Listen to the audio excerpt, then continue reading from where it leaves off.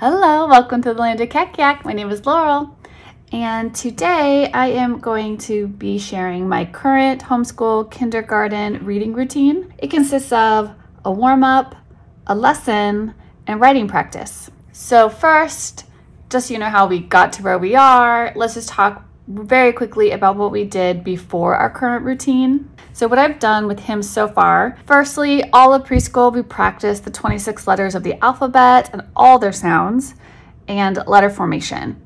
And I'll link my favorite resources in the description box and a video for you to kind of see what that looked like. Next, we started this school year with Teach Your Child to Read in 100 Easy Lessons.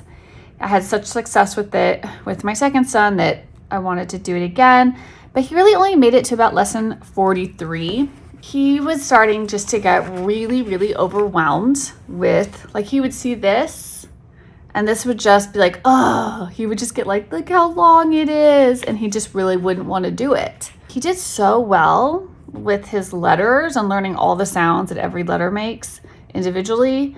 I thought that this would be like easier than it was. So just sometimes things, you know, we have a mismatch on expectation and reality.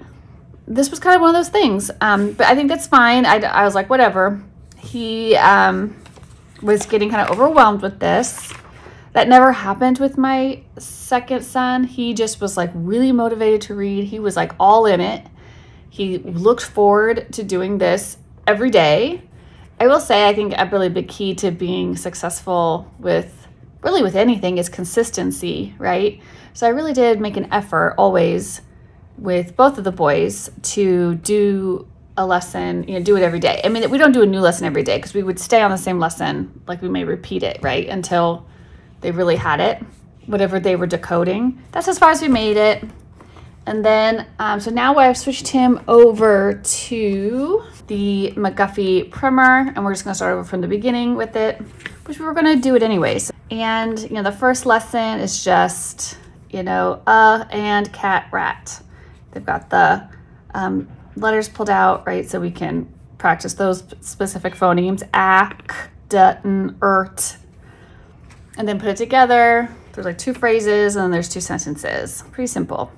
All right, so that one was easy for him pretty easy for him. We have done now lesson 2, I wanna say like 4 or 5 times. I have to say, he does seem to have a little bit more of an aversion to reading. Like, he doesn't mind doing like math and stuff, and he doesn't mind some of the other subjects, but this is brain work, right? This really makes you think and work. So let me show you our current routine that seems to be helping him enjoy reading a little bit more. And I do that by breaking it up and letting him have like little tiny breaks in between instead of having like thing. It's like thing, break, thing, break before the next subject. I am using, I'm working in my 3rd copybook, and I will be using also my McGuffey language arts plan. And I just pulled out, I keep like the whole plan in my like planning binder, but I just have a clipboard and I just pulled out the language arts level 1. That's the primer through the first reader. These are the kind of things I will do. And like right now I'm not doing all of them because it's just right at the beginning. So what I like to do is be more gradual, and, you know, once he becomes a little more proficient in reading, like then start adding in the other components like grammar, copy, more detailed copy work, and like spelling. We're not quite there yet. I don't want to overwhelm him. You don't want it to be like too many new things at one time. So right now, like I said, we're still in lesson 2. He's so funny. Like yesterday we were doing a lesson. He's like, Mommy, I already did this one. Like, he really wants to move on to the next one. And I do think that the pictures are really like motivating for him. Like, he wants to move on to the next lesson, and he wants to be able to like look at those pictures.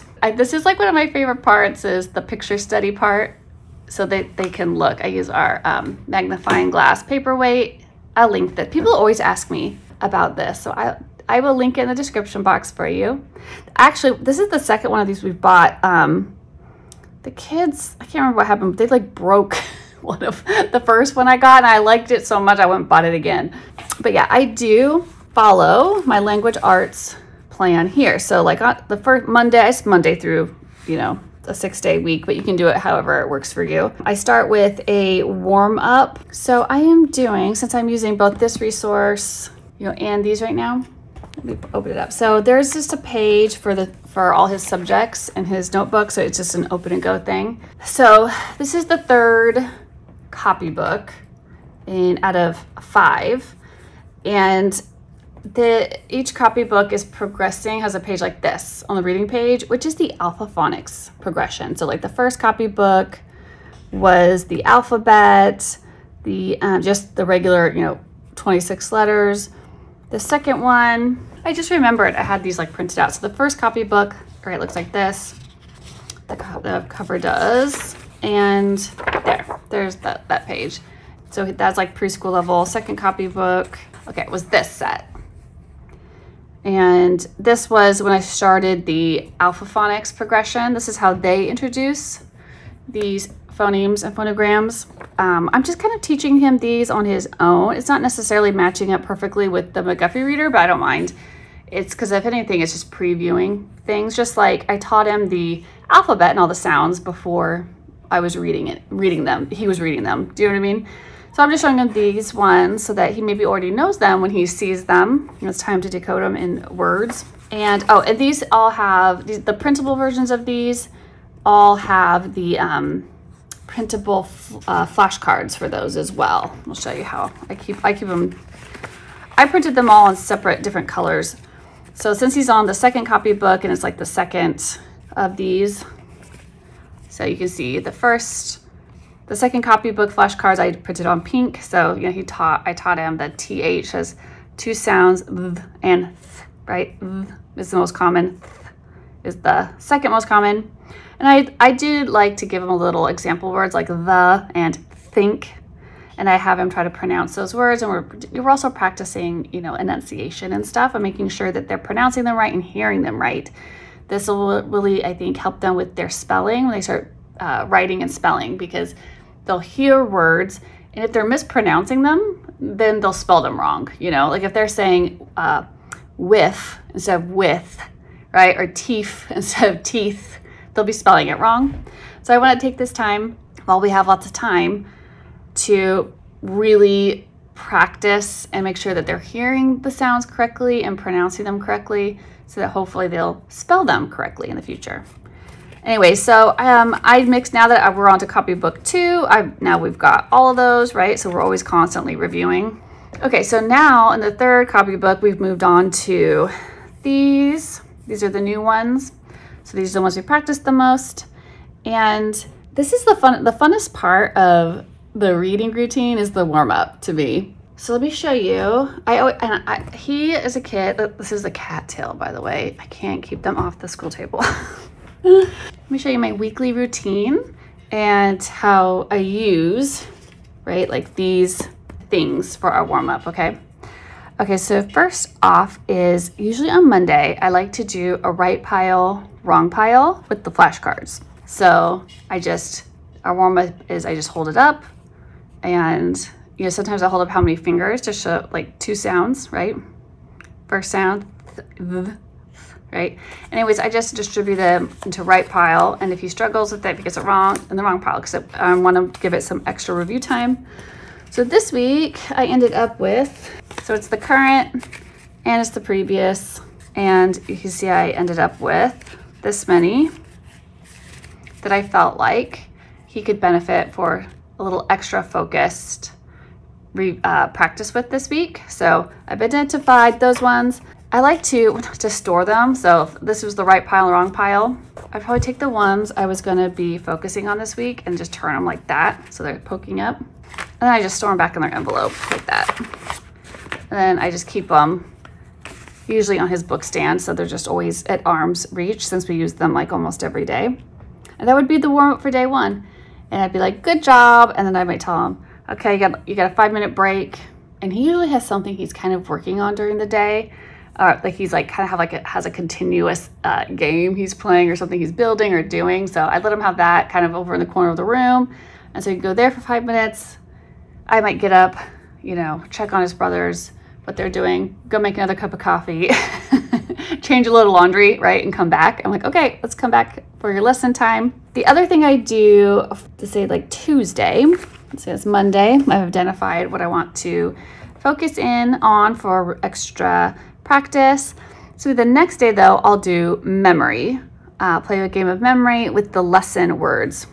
So say we did that warm up, we came back, we did a lesson. So every lesson has words, like, right? They have special words pulled out, and they also have letters or graphemes pulled out that we use to warm up, that we use during our reading lesson. We go over those, and I will link, I have the flashcards for those. I'll link these down below for you too. So I will just pick up, I started these in lesson 2, and I just wrote L2 on them. And there's double of every word. So every once in a while, a lesson didn't have enough words, or so just to even it out, I might throw in a review word from a previous lesson or make a word plural or something. But these are the cards. Let's see, what do we have? We've been doing these for lesson 2. See, we've got at, the. I don't know why this one, the has been tripping him up. Like he sees TH, if he sees that like on a phonogram card, and he knows that that's th and th. But we throw an E on it and it's one word, and he'll say t, eh. He'll like try, and I'll be like, TH, we see those together. That's a new sound. And sometimes I have to cover this up so he could see it. Like, I mean, I'm doing that because it's easier to see on here, but in here. So like, I'm not gonna let him move on from lesson 2 until he knows that the is the every time he reads this. Even in, this is cool too, because in lesson 1, it starts going into capital T, the, and lowercase t and the. So you need to recognize that's the same word, it's just capitalized, right?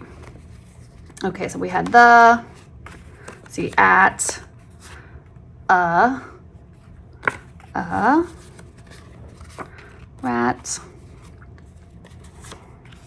the, cat, ran, okay, and has, okay? So 1, 2, 3, 4, 5, 6, 7, 8 words in this lesson.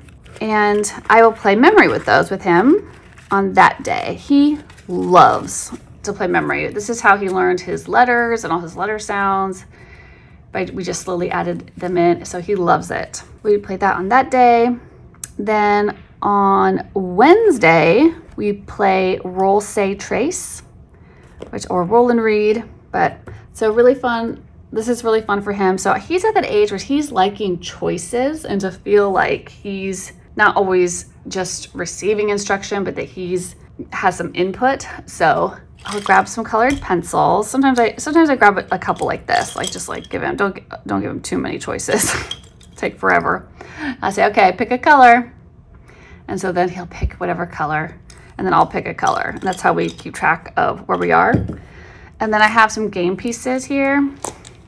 I always just keep them, I always keep them on the table in our little basket of school supplies. Sometimes we play with pieces.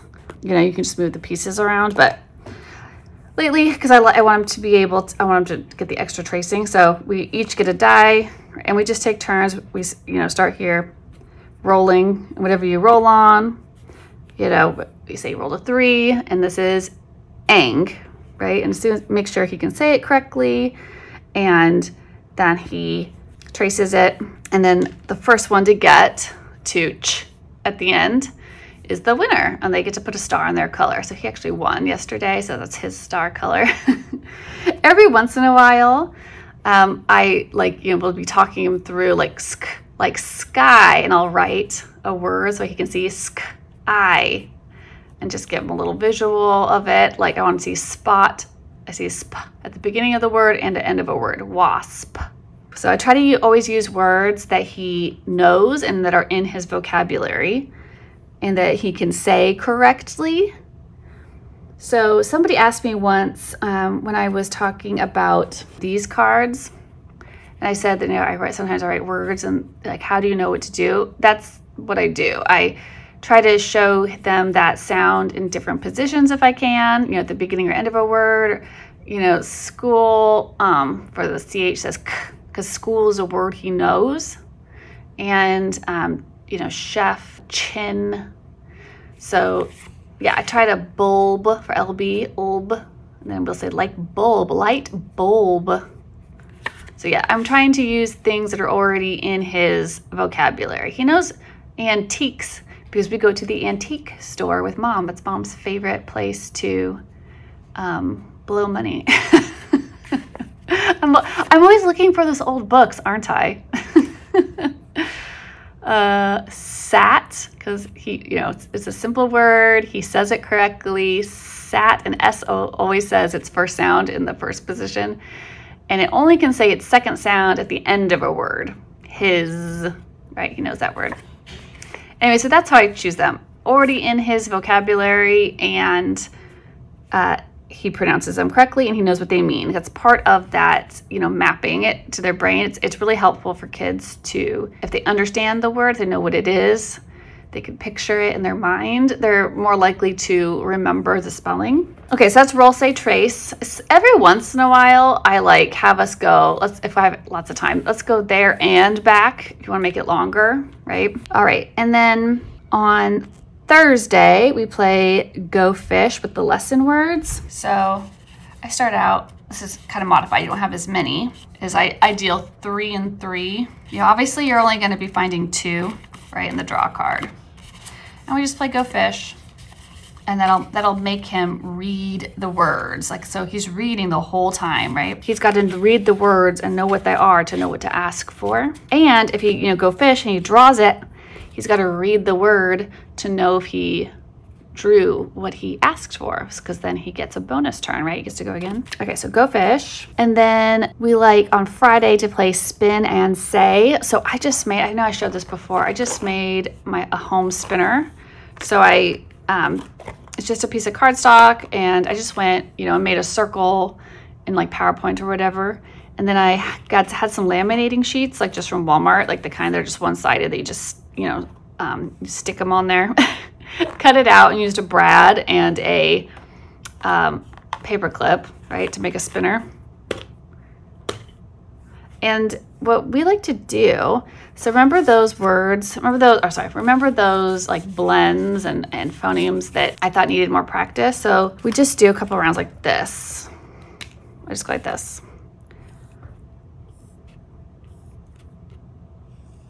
And I just do 4 at a time. And you can just tuck them under like that, right? And just play with them. So you just take turns, and you can have an older kid play with them too. It's always good review for the older siblings if they have a free moment. But oh, ink, yeah, ink. And as they get better, you can, as they get more advanced, you can have them think of a word that has ink in it. I mean, you might want to print a new set that doesn't have my example words on it.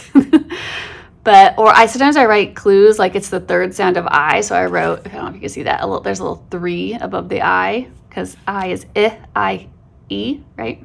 E is the third sound. That's what I do. If I don't know the diacritic symbol, I know a long A is a macron, but I'm not sure how to say E unless I did the sounds and then a capital E.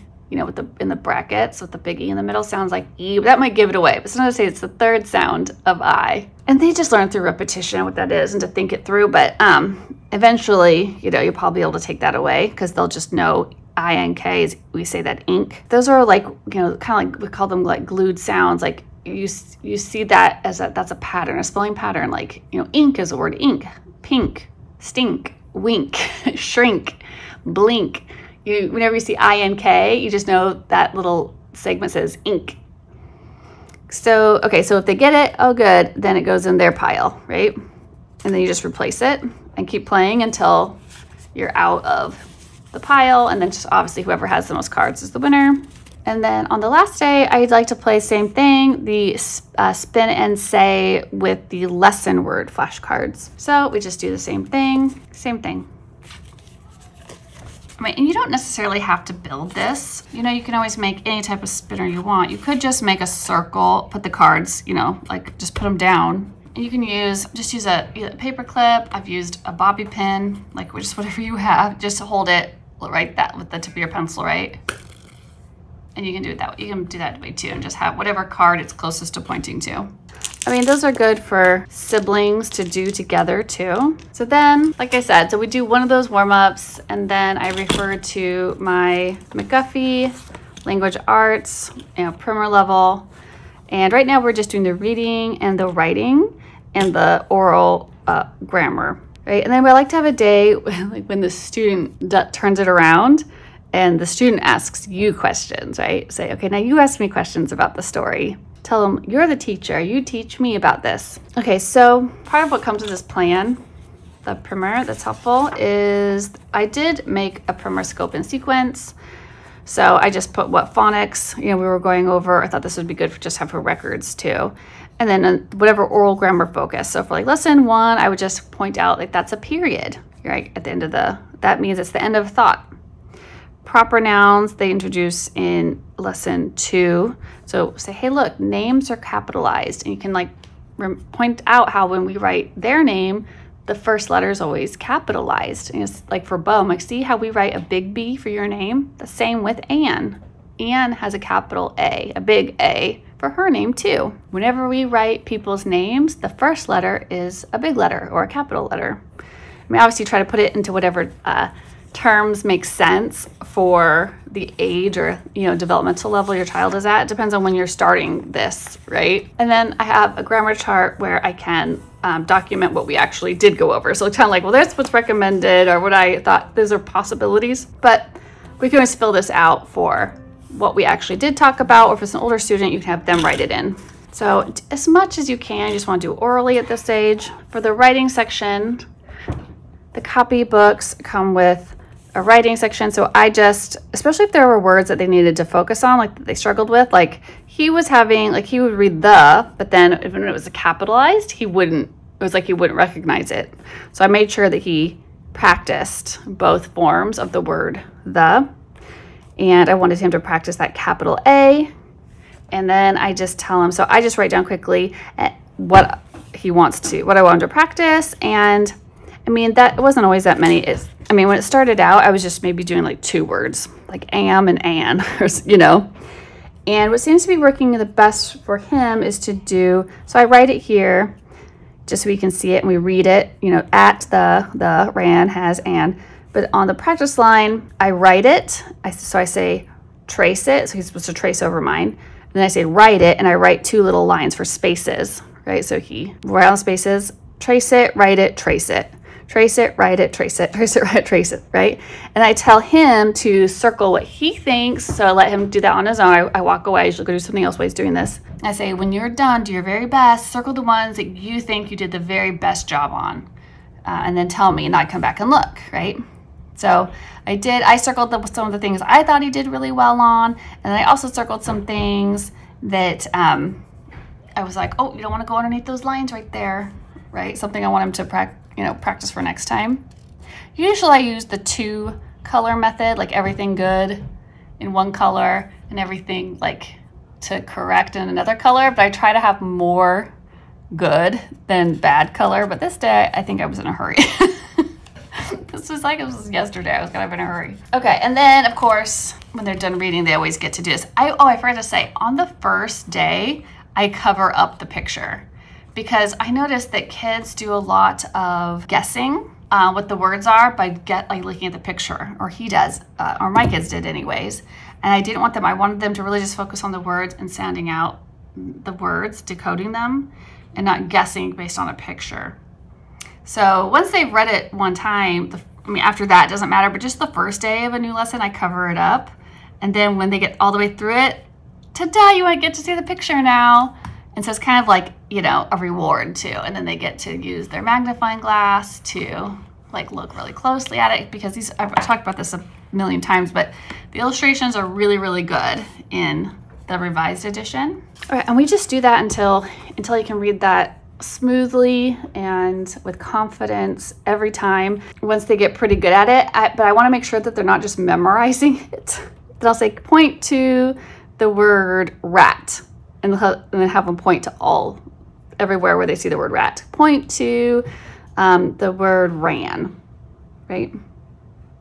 So that's something I do kind of as a test to myself to make sure I know that they've actually mastered decoding these words before we move on to the next one. It takes longer to explain the reading routine than it takes to do the reading routine. I'm thinking 5 minutes for the warm-up game at the most, right? Or whatever the warm-up activity is. Like maybe 10 minutes on the lesson part, maybe. Honest to goodness, I mean, it takes him maybe 2 minutes to do that. So, I mean, we're under 20 minutes of actual like work, probably like more like 15, 16, 17 minutes. But I do give him little mini breaks, usually in between each activity. So sometimes I don't give him a break between the reading part and this part, just because this is so fast and it's like a change. He doesn't seem to mind writing. He never complains about that. It's just, he just complains about sometimes doing the lesson, especially if he's already done it and he has to do it again. I'm like, well, you better learn how to read it nice and smoothly for me then. That is our current reading routine for our kindergarten student. The one thing I know about homeschool is we're always updating. Like, we're always updating our routines, our schedules, our flow, our order. I mean, depending on like what else is going on in life or in the classroom or whatever, or, you know, suddenly what's working for your student, what's been working, all of a sudden is no longer working. So this is what we're doing right now. I'm sure I'll have another update for you soon. But maybe this gives you some ideas of things you could do. Okay, happy homeschooling.